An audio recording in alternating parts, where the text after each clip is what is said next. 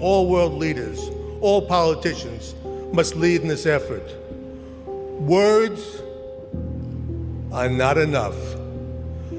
Political speeches are not enough.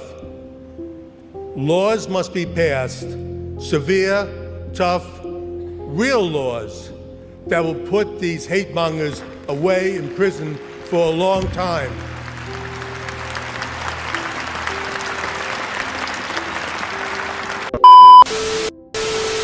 This evil anti-Semitic attack is an assault on all of us. It's an assault on humanity.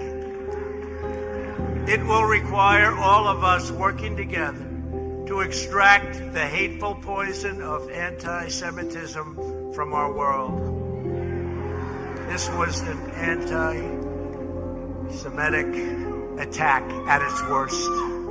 The scourge of anti-Semitism cannot be ignored, cannot be tolerated, and it cannot be allowed to continue. We can't allow it to continue.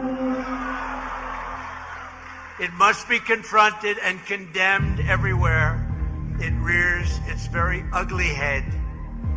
We must stand with our Jewish brothers and sisters to defeat anti-Semitism and vanquish the forces of hate. That's what it is.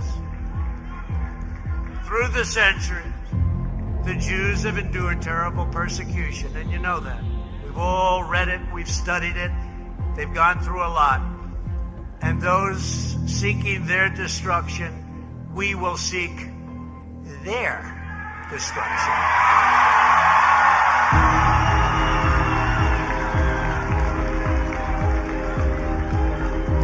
Now, when you have crimes like this, whether it's this one or another one or another group, we have to bring back the death penalty. They have to pay the ultimate price.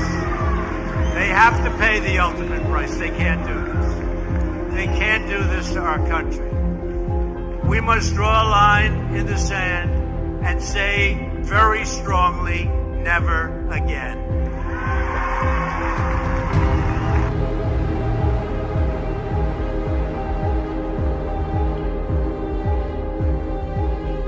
And I heard a loud voice saying in heaven, Now is come salvation and strength and the kingdom of our God and the power of his Christ. For the accuser of our brethren is cast down, which accused them before our God day and night.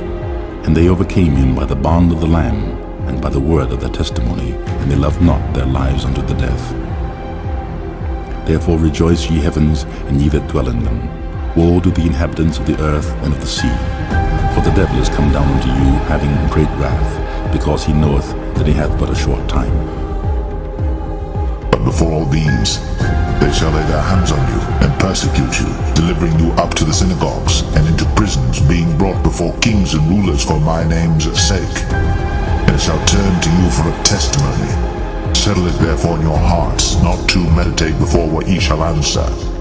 For I will give you a mouth and wisdom, which all your adversaries shall not be able to gainsay nor resist. And ye shall be betrayed, both by parents and brethren, and kinsfolks and friends.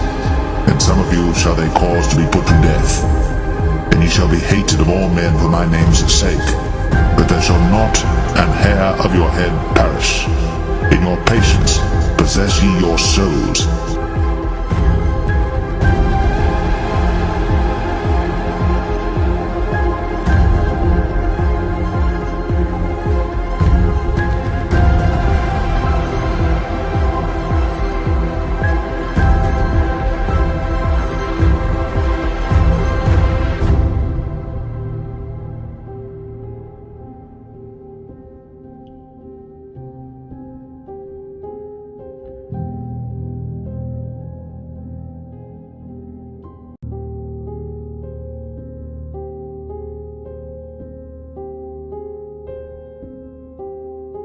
The breaking news leading with unconfirmed reports of a smallpox outbreak is a highly rehearsed scenario. These are the words that the Lord spake concerning Israel and concerning Judah.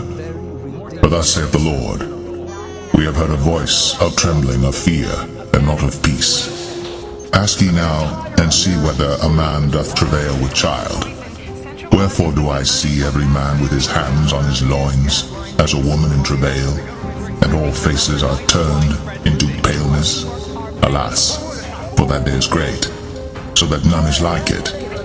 It is even the time of Jacob's trouble, but he shall be saved out of it. Because thou hast kept the word of my patience, I also will keep thee from the hour of temptation which shall come upon all the world, to try them that dwell upon the earth. Embedded in his hand is a microchip that serves as his keys, his ID, and his wallet. Fear none of those things which thou shalt suffer. Behold, the devil shall cast some of you into prison, that ye may be tried, and ye shall have tribulation 10 days.